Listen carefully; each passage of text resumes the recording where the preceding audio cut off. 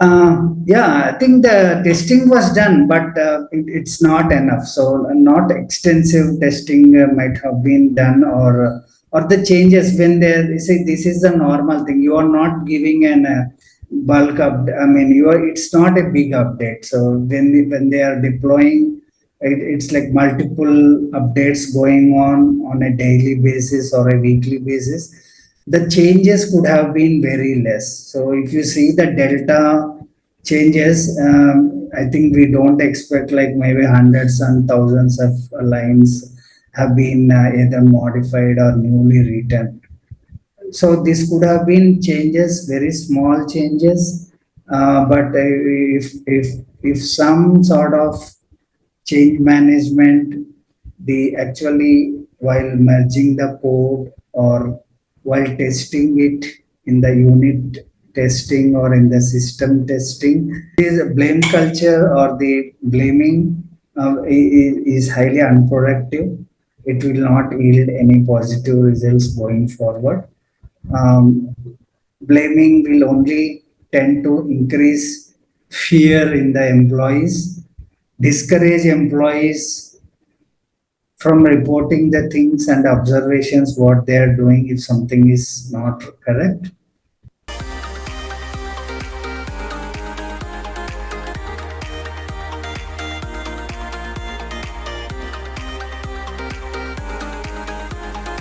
Hello everyone, welcome to CISA-This-Much. This is Aditya, and today we have with us our special guest, Mr. Ravi Bhaskar sir, who is industry expert with more than 2.5 decades of experience in cybersecurity. He has worked as a senior project manager, and also, he's Indian patent agent, and also he is a qualified independent director. So, sir, first of all, welcome, and it's really glad to have you here, for sharing the insights on one of the largest IT outages in the history. Yeah, thank you, Aditya, for that wonderful introduction. Good morning, everyone. It's great to see you, so many of you here today. It's always my pleasure to be introduced by Aditya, whose enthusiasm is truly contagious. As he mentioned, today we will be discussing on the recent incident, which is a kind of blue swan incident. So we have some updates on that. So we will be discussing on this today. Yeah, so sure, sir. Let me, give our audience a brief, introduction about the entire context here, right? So basically, we all know that the incident happened on 19th of July, right? So name of the company is CrowdStrike, and they have their product with the name Falcon. Now, this Falcon is basically like XDR solution, next generation antivirus. And I will give you the exact time, which was mentioned by the CrowdStrike. So it was around. So they released a update, which is a rapid response content update around 4:09 a.m. UTC, which is around 9:39 a.m. Of IST, Indian Standard Time. So this was the time on 19th of July, Friday, the early hours where they released this update.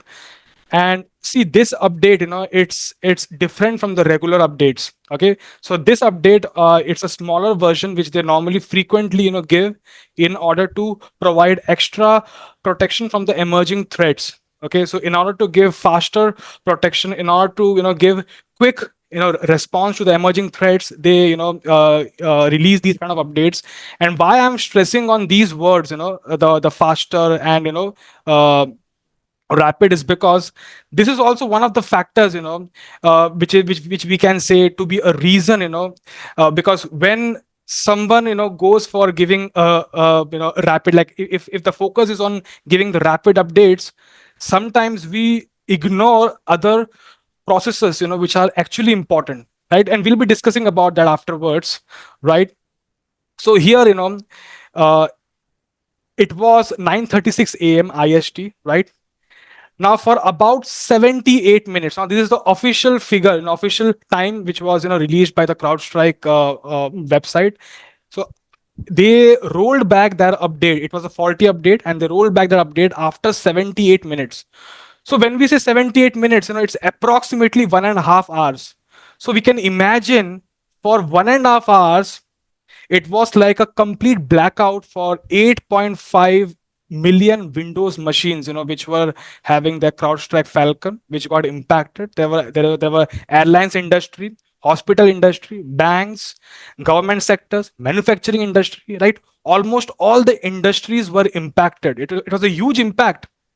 The data which they have released, it shows that there was approx the financial loss was 5.4 billion US dollars, and now they are saying that this figure to be around approx, it has reached to approx 10 billion US dollars. So we can imagine the severity of the impact over here.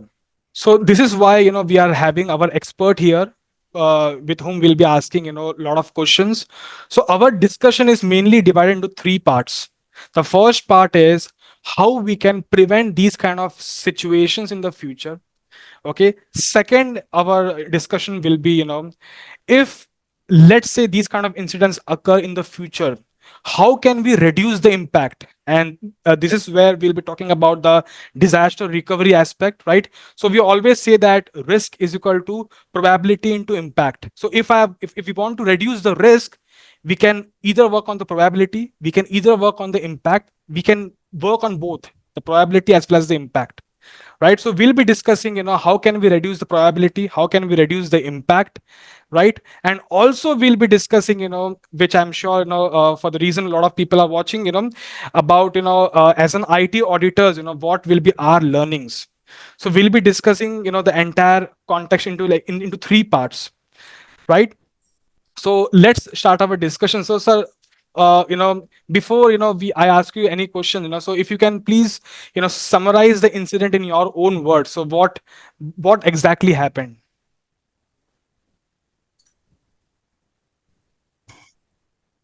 Yeah, sure. Actually, initially, I want from the understanding we have, it is that it is not a cyber security incident or a cyber breach. There was no cyber attack in this case. It was more of a software glitch where a set of code was written, and it has to be tested out extensively. We understand that from the updates coming from CrowdStrike, they do have an extensive testing mechanism in place. Somehow, these test cases was not able to detect one of the buggy code, which could have which could actually damage the integrity of the software interactions, which goes on between the sensors and the Microsoft operating systems. So Microsoft and CrowdStrike are very two big giants in collaboration working. But they do have testing suits. But if there is a bug sometimes in the testing suit itself, so it's difficult. So there could have been some manual testing or some manual check could have helped actually looking at the glancing at the code itself than an automated testing to capture it, because these updates, as we observe, right, there are two types of updates which comes from CrowdStrike. One is the type 1 and the type 2. And the type 1 is more of a Falcon sensor related updates, but whereas the type 2 updates is a rapid response. So that means they for dynamic protection mechanism. So depending on the latest threat actors and the observations, So the training of the models in such way that it requires real quick updates. So the and also the restriction on the organizations which accept these updates for the type 1, yes, organizations level, there is a control there. How they do want to accept them all in one go or in a staged rollout fashion. But for the type 2, currently I do not think they or individual organizations or have any control on them in order to stop those updates or not accept this. They do get that's the way it is configured. They dynamically get updated. It happens regularly, Correct. but during this version of the release, there was a buggy code which normally interacts internally with the operating system kernel drivers, and the logic gets mapped, and they would get the latest updates onto that. But there was some hash mapping which has gone wrong, ultimately reading into a memory areas outside the controls. So the host, I mean, it kills the host actually. So that's how immediately the OS reacted, and I mean, if someone is trying to have access and not getting it updated thoroughly after checking and deployments, um, there was this was bound to happen. It can happen in any other normal scenarios, even though how many times a tester or how many times a developer writes like very excellent code with all the coding, refactoring, everything done, but still software is always uh, prone to errors. It has to be gracefully handled. The real cause of the blue screen of death was that exception which caused by a logic error. It was not handled gracefully, so that resulted in the system's booting, and then over a farm of servers where there are hundreds of servers or machines, then it would have become a humongous task for to boot up those individual systems, because it requires a lot of manpower effort to get the systems back onto life. Correct. Correct. And as you have mentioned that it was not a security breach, right?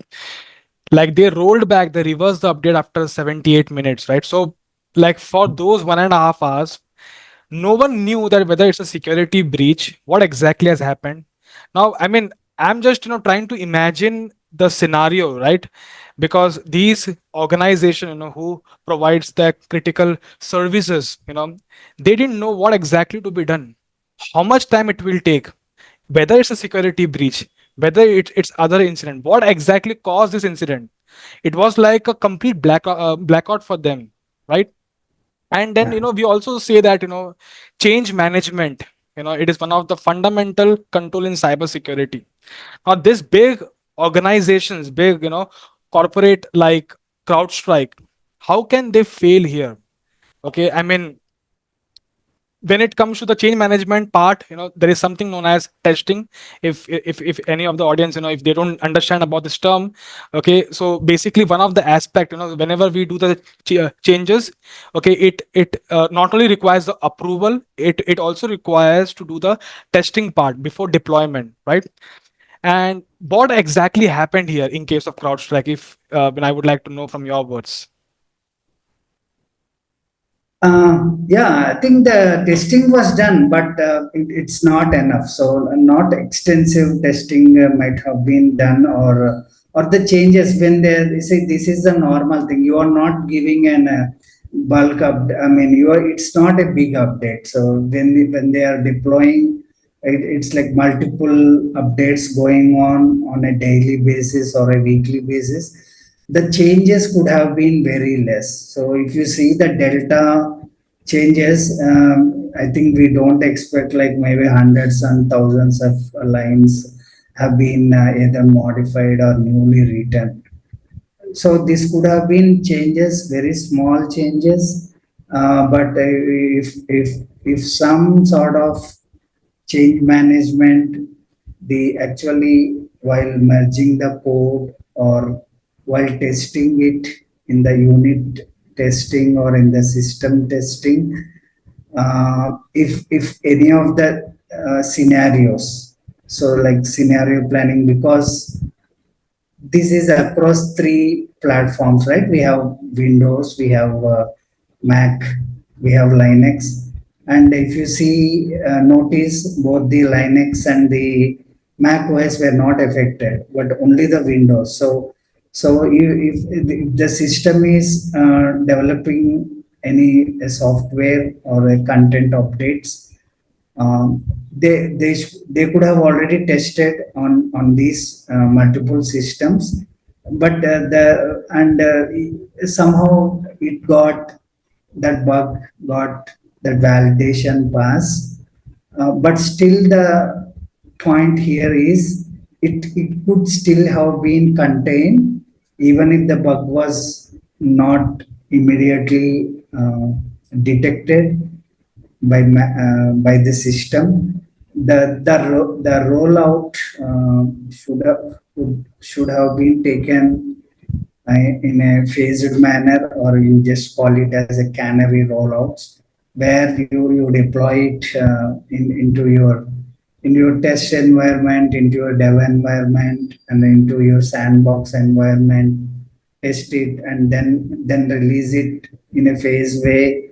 You maybe 10% or 20%, if you have released that and observed it, the impact could have been minimal, and all the rest of the 80%, they would not have been had to undergo all this. So when you are doing a high priority, very high priority update, and which is going in one go to all the systems, it overwhelms the systems. Whatever the internal controls or it could have been there, probably it could have uh, bypass them, or they could not be able to handle them when you are having a very high bulk updates like in one go.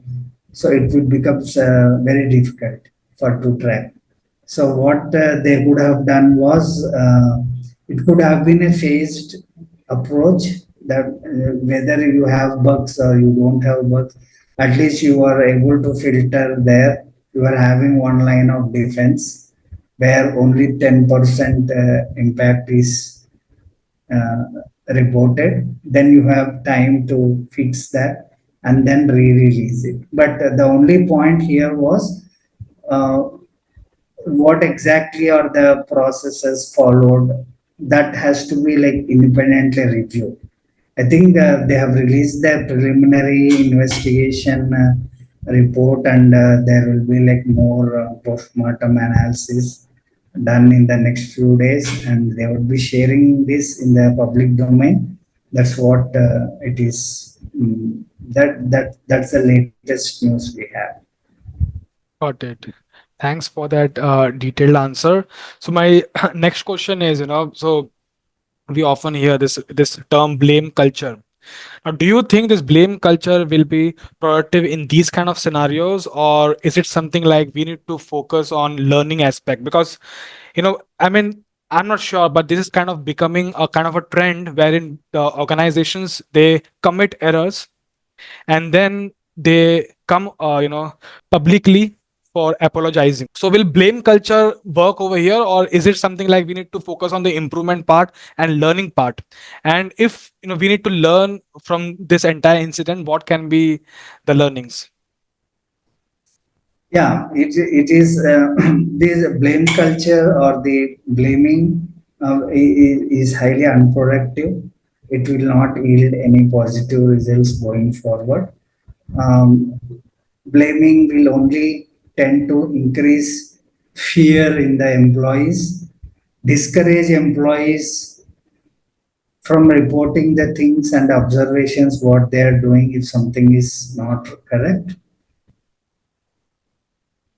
and also it demotivates the team who has unearthed something or found something which is not in line or not compliant.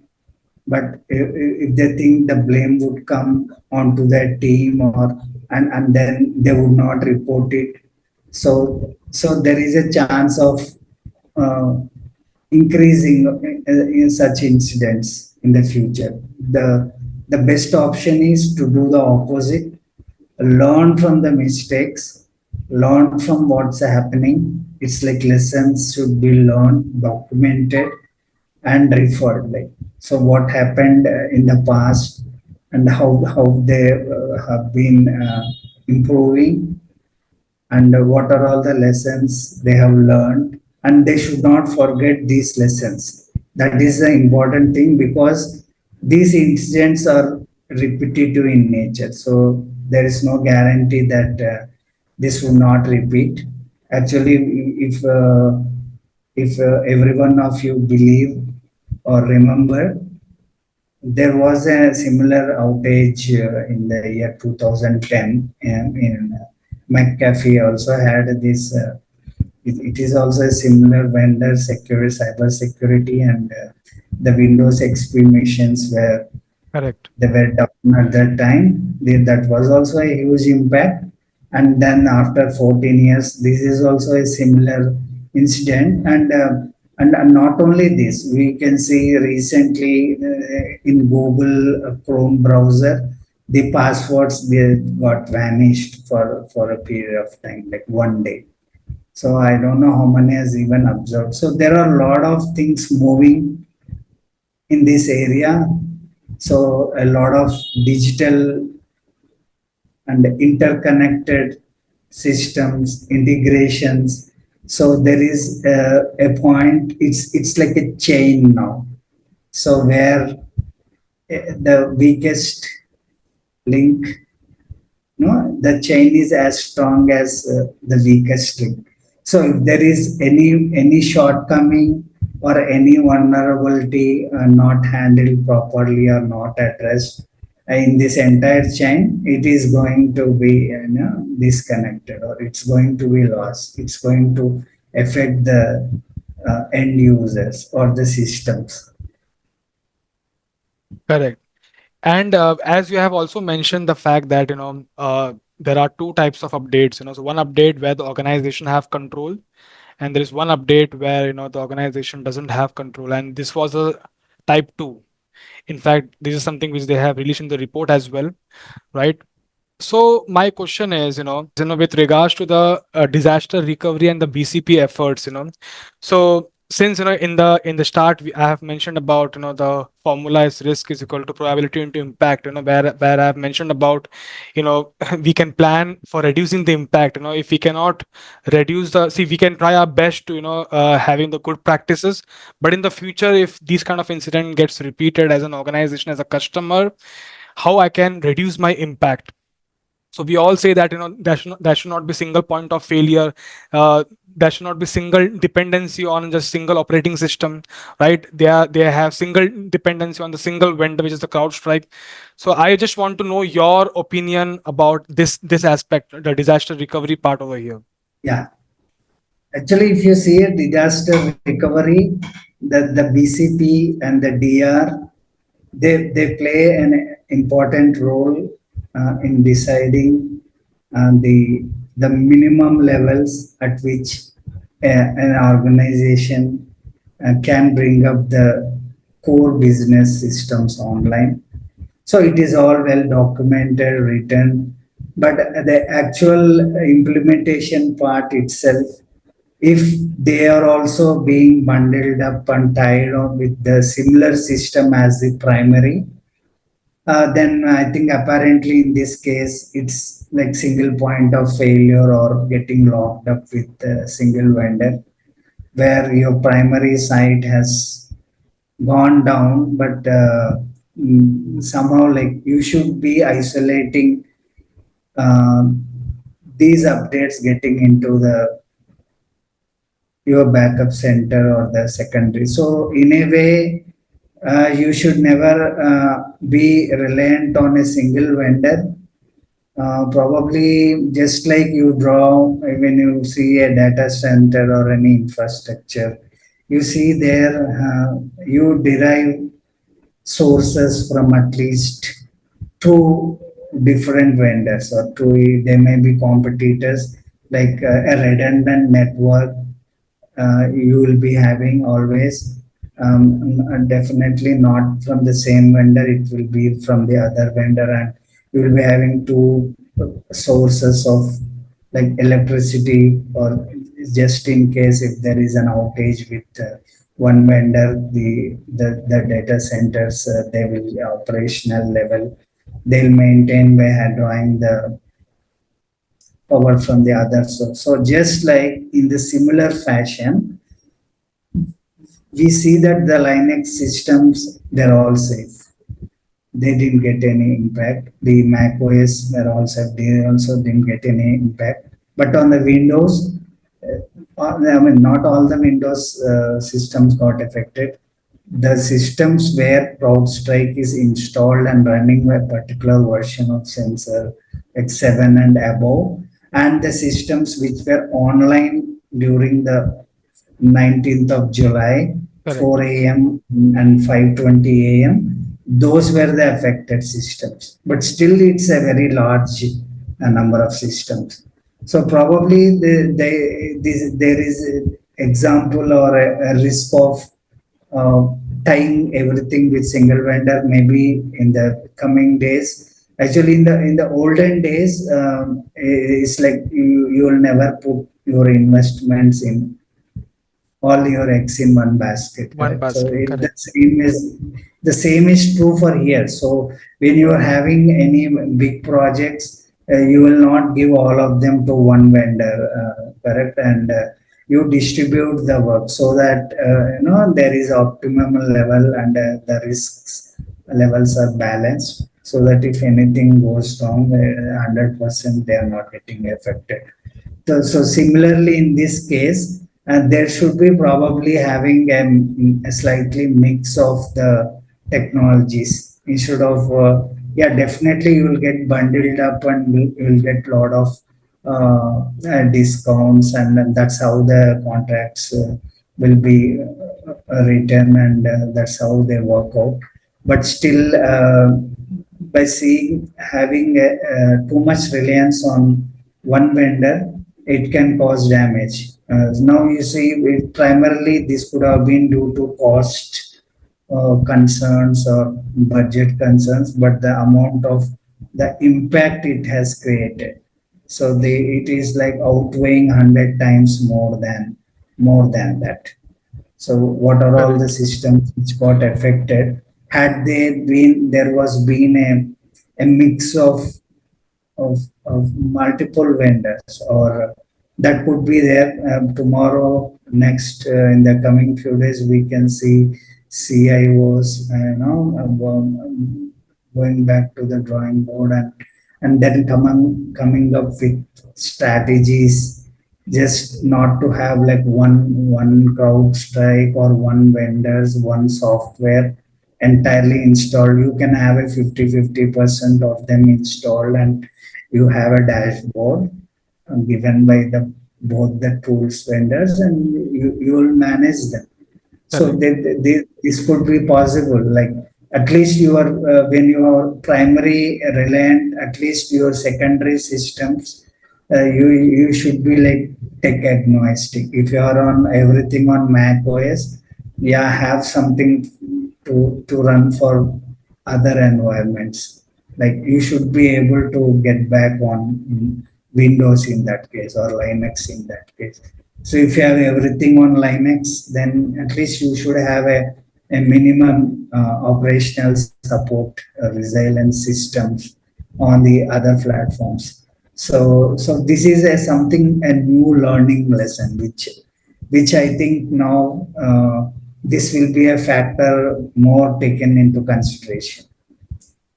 Correct. And also the fact that, so now CrowdStrike, they have customers mainly based in US and Europe.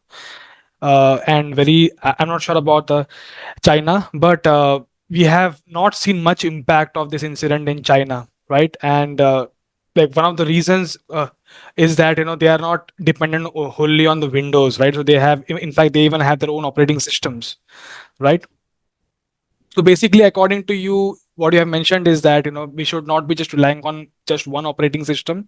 We should be having, the as a disaster recovery effort, we should be having multiple operating systems, and at the same point of time, even we should not be fully dependent on single vendor. With like here, it's CrowdStrike, right?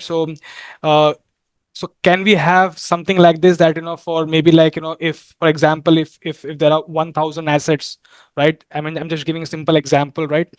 Out of 1000 assets, for like approximately 50%, we are having one vendor for having this XDR and this next generation antivirus, right? And for the 50%, we are using some other vendor. Can this work? Yeah, actually, if you see the inherent risk nature, which is imbibed in especially financials and the banking industry. So you see there are very pretty much laid guidelines and standards, and they clearly state how much exposure you need to have with the money you have got at the bank.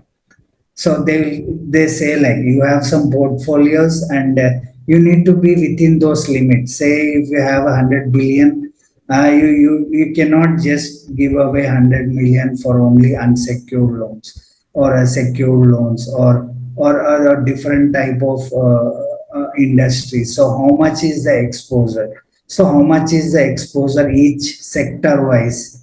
So there are laid down standards and guidelines, so that you cannot be like go over these threshold levels. So just like that, maybe in IT or related software, where now the single point of failure is resulting in such a catastrophic incidents, giving amounting to like millions of losses for the affected customers and the businesses. So definitely, yes, there should be like internal governance mechanism should be built for the future and the continuous improvements and maturity in this area. Say you have 1,000 assets, maybe like your vendor should not cover maybe all at, they should be like at least distributed in a way like two vendors, or some backup or some overlap should be there. Correct.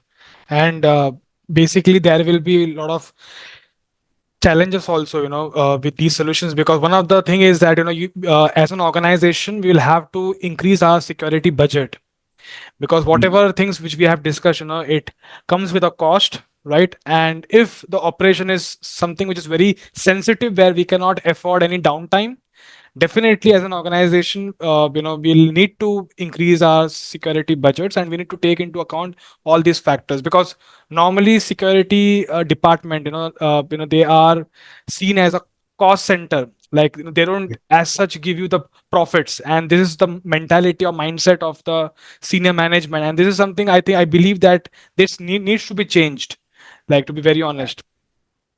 All right. Yes, absolutely. So if you see the budgets which gets allotted, but recent trend we are seeing that yes, there is a lot of awareness, and a lot of significant changes coming up in the cyber security industry.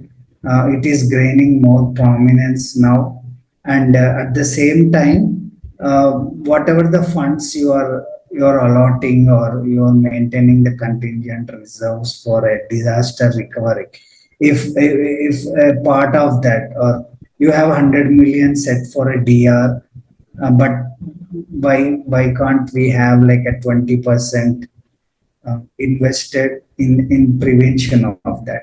So why you always call as disaster recovery? Why cannot we focus on disaster prevention?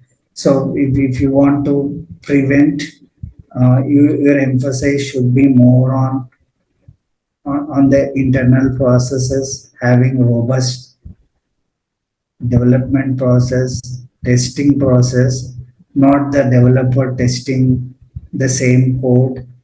It's that needs to be a dedicated QA center or a dedicated QA professionals for doing the testing, because the mindset of the developer and the tester are totally different.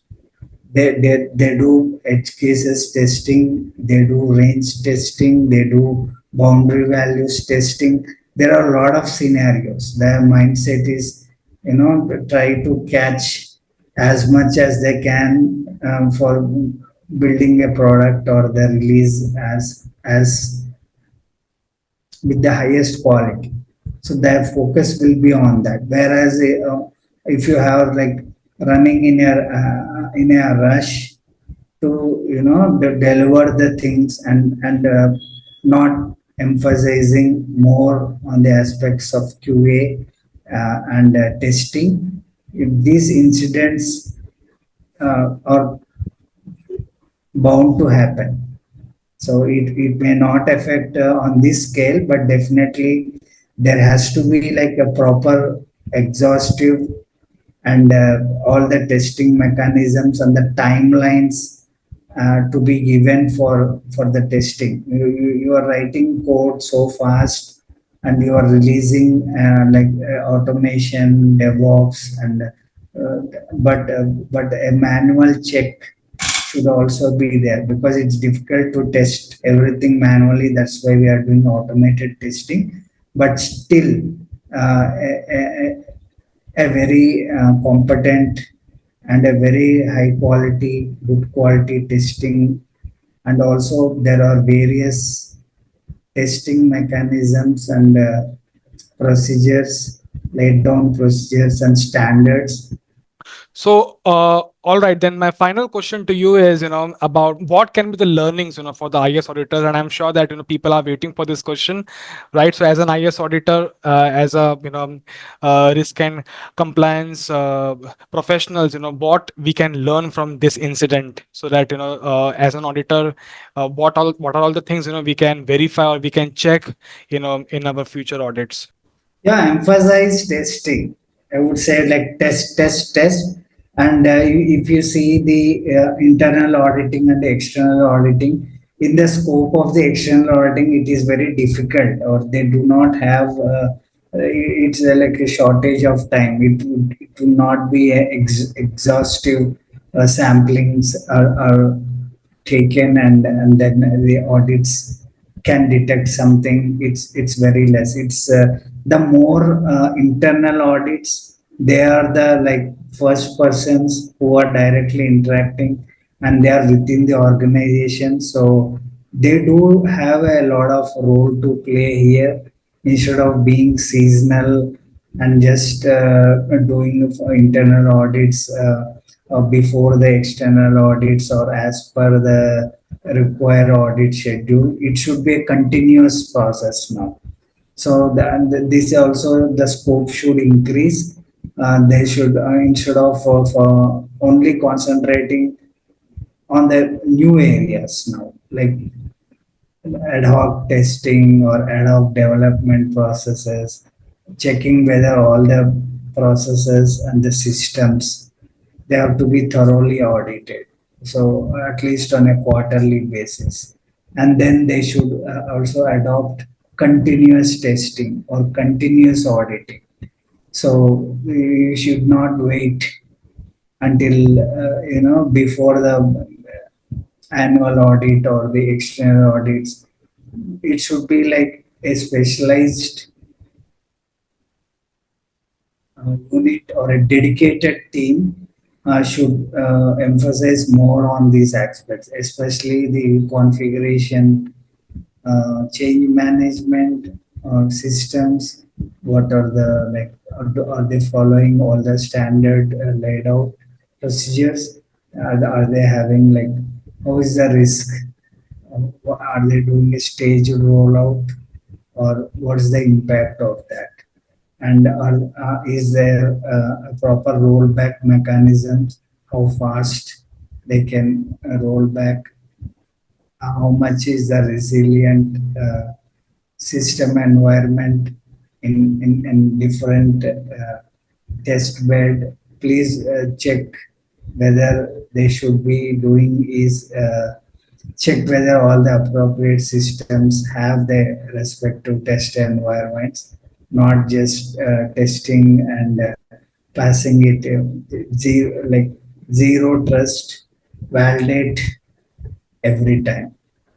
So it might have been a regular process going on, and it's a business as usual to deploy the things, but we never know when the software, the coding, they can always go wrong. So it's to err is human. So definitely a proper more emphasis should be done on the testing aspects wherever these are less. A lot of companies do have dedicated QA towers, QA units for both quality assurance and quality management. But if there are some of the systems or the processes not followed, then there should be more emphasis on this. The cyber security professionals and the auditors should always stay informed, stay updated. They should be because keeping up to date with the latest cyber security trends and best practices, because there is a lot of dynamic changes happening. So what was something 1 year back, it could have been a lot of new changes would have come into the dynamics which are happening in the cyber security industry. All right. So thank you so much for sharing your knowledge with us. I hope that everyone have learned a lot from this entire session, and it was really great to have you here. Thank you. Yeah, thank you very much, Aditya. I have thoroughly enjoyed discussing with you. It's my pleasure to be on air with you and our audience. Thanks once again. Thank you, sir. Thank you.